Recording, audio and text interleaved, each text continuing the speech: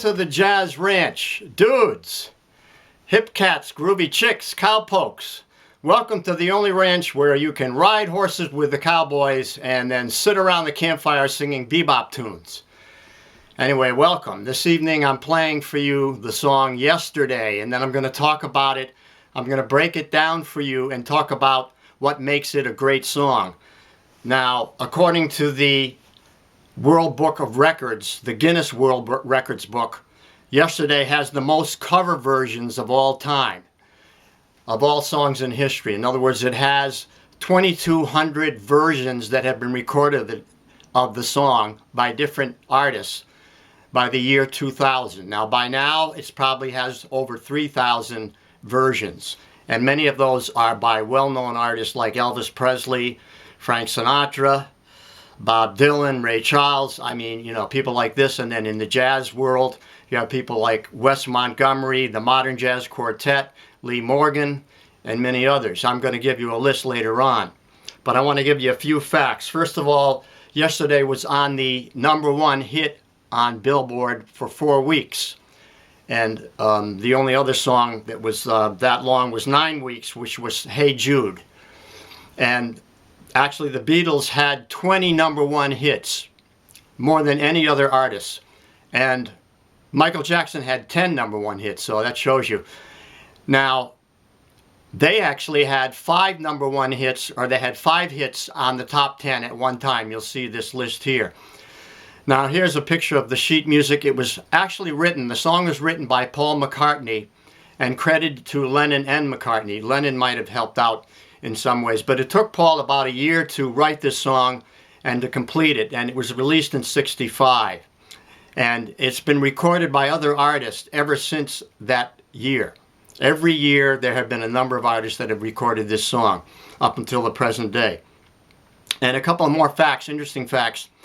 Yesterday was voted the best song of the 20th century in a 1999 BBC Radio 2 poll of music experts and listeners. And it also was voted the #1 pop song of all time by MTV and the Rolling Stone magazine the following year. And then in 1997, the song was inducted into the Grammy Hall of Fame, and the BMI, Broadcast Music Incorporated, the search that was performed over 7 million times in the 20th century. And it was the 4th most successful song of all time in terms of royalties. It took in 19.5 million pounds in royalties over the years. Just goes to show you how many people recorded it. That's where the royalties are all coming from. So now you can add my name to the list of those that recorded it. Here's my version of it. It's slightly a jazz trio version, which I don't think has been done. I haven't heard one. This is a jazz piano trio version of the great song Yesterday. Here we go.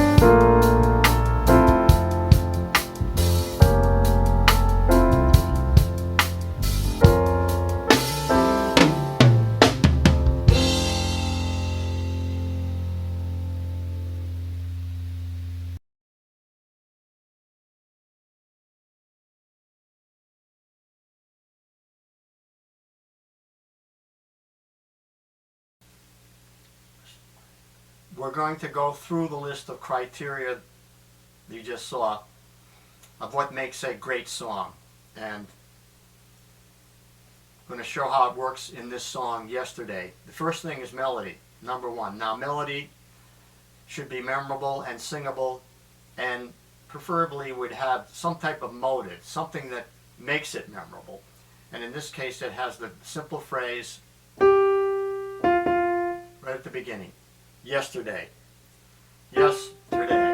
You know, so that's the phrase, and then you have a rising line.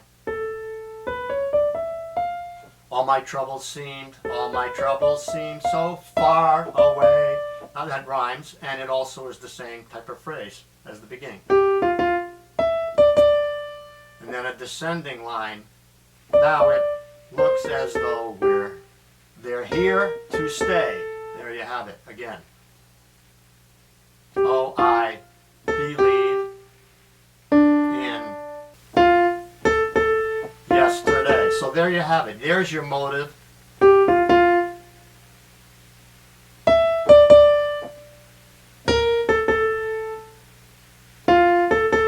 You see, so that repeating, rhythmic, melodic idea, also rhyming in the lyrics. Yesterday, far away, here to stay, yesterday. That cements it in our mind, makes it sort of the hook, you could call it, or the motive that makes it stick in our mind.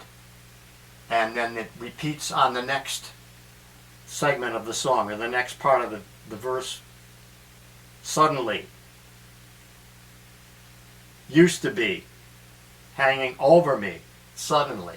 You see, so he's got that really strong in the lyrics and also in the melody. Now on the chords, or the harmony, what you have, it starts out on the one chord, then moves by way of 2-5-1 into the relative minor.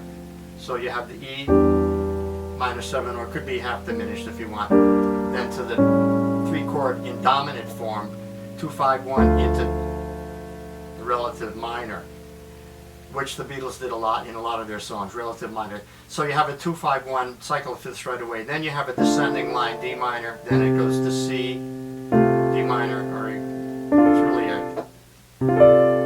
they're going to call it an F, but it's a D minor with a C in the bass, and then to the B flat, to the 4 chord, then descending again down to the 2 chord, and then the 5 and the 1. So you have a very strong passage there harmonically.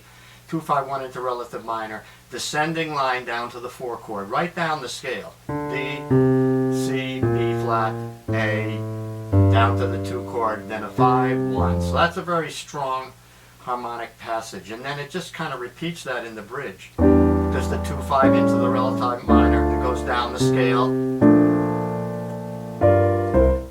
You see, so it doesn't diverge too far out of what would be a diatonic movement. You know, 2-5-1 into the relative minor, down the major scale of F to the 2 chord, then 2-5-1 to the 1 chord. See, so that's a very strong harmonic, and it's very much like a classic move, like a standard. You know, a Great American Songbook type of progression. Now on the lyrics, meaningful message. In other words, we can relate to these lyrics, right? Yesterday all my troubles seem so far away. Now it looks as though they're here to stay. So I believe in yesterday. So we always think about yesterday, things that we in the past. And this is about love lost, perhaps, because in the bridge it says, why she had to go, I don't know.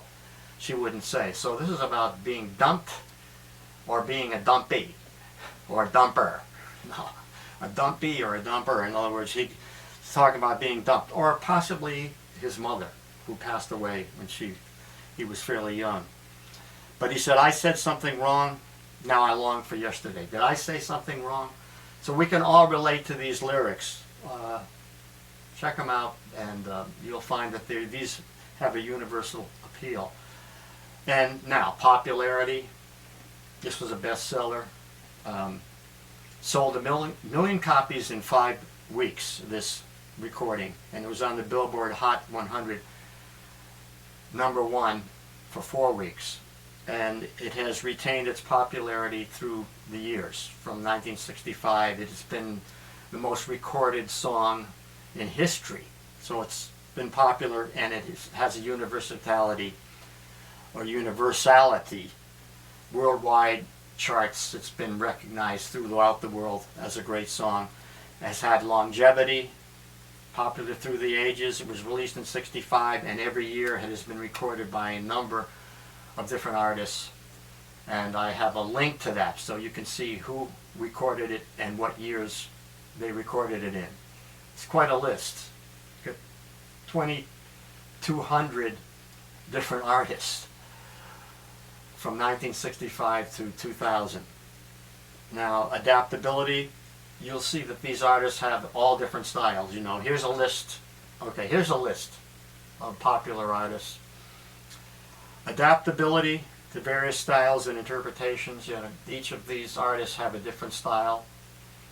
And the number of recordings, like I said, 2,200 different artists recorded this since '65 to 2000, and then its versatility open to many interpretations, and now a jazz interpretation. Here's a list of the jazz artists. Here's a list of the jazz artists. Okay.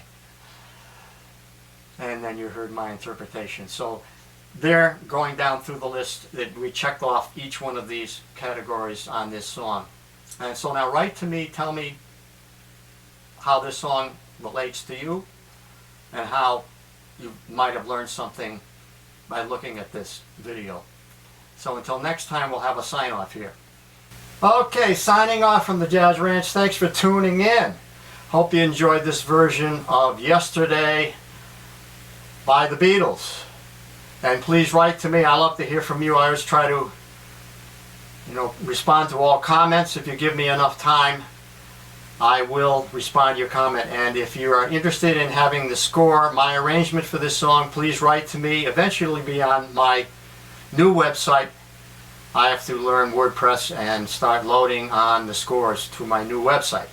In the meantime, just write to me and I'll be happy to send you my arrangement. So until next time, I'll say in the words of the great friend Hermie Dressel, who's still riding his horse upstairs, swing loose, and we'll see you next time around. Bye-bye.